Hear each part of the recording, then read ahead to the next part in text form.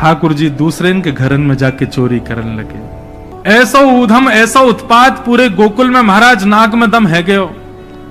सब गोपी परेशान है गई, सास नजर डांट रही हैं, पति डांट रहे हैं, अरे कंस कौदना हमारे यहाँ सैनिक भेज के मरवा देगो, हमारे यहाँ से इतने दिन से मक्खन नहीं गए हो है। गोपियां सब चिंतित भी होती हैं, लेकिन सबको अच्छा भी लगता है, कन्हैया आके चोरी करते हैं। तभी उन गोपियों में एक गोपी थी, उसका नाम था प्रभावती। प्रभावती गोपी एक दिन सब गोपियों से बैठ करके चर्चा, सब गोपियां कह रही थी मेरे घर की तो ऐसे कर गो, मेरे यहां तो ऐसी मटकी फोड़ गयो, मेरे यहां ऐसा माखन चुरा गयो। प्रभावती व्यंग में हंसने लगी, हंस करके बोली, आज तक मेरे यहां दृष्टि भी नहीं डाली उस कन्हैया ने। अरे तेरो घर कैसे बच गयो? बोले अरे कन्हैया को अपने प्राण प्यारे होंगे तो मेरे घर के आसपास भी नहीं आवेगो, वो जाने ना है मेरा नाम प्रभावती है।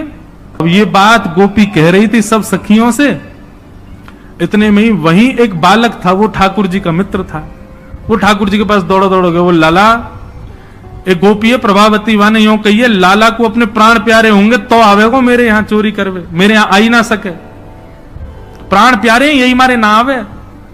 ठाकुर जी बोले हमको चुनौती दे रही है? बोले हम बे लाला तू को चुनौती दे रही है? बोले अगलो धावो यही के घर मारनो है। सबसे पहले तो ठाकुर जी ने प्रभावती के देवर को अपना सखा बनाया। देवर कितना बड़ा, वो भी छोटा सा ही था। ठाकुर जी ने उसको अपना सखा बनाया।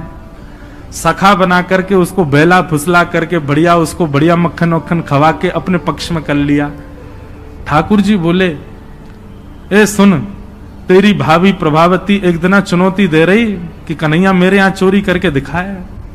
प्रभावती का देवर बोलो लाला बता कहा करनो? बोले जा देना, तेरी भाभी बढ़िया वारो मक्खन निकारे, बस तू संकेत कर दियो, और जब वो जमुना जल भरवे जावे, घर में कोई नहीं हो, वही समय हमारा आक्रमण होगो।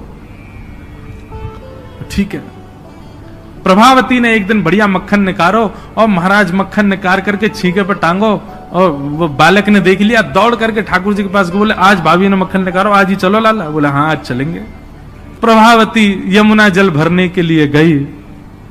ठाकुर जी उसके यहां प्रवेश कर गए, और प्रवेश करके महाराज चार के ऊपर तीन के ऊपर दो के सबसे ऊपर ठाकुर जी, और ठाकुर जी लेकर के बढ़िया मक्खन खाने लगे। मक्खन पाते हैं, ग्वाल बालों को पवाते हैं, और जब सब पा लेते हैं तो फिर मरकान भूषण संग में बंदर और चलते हैं उनको भी पवाते हैं।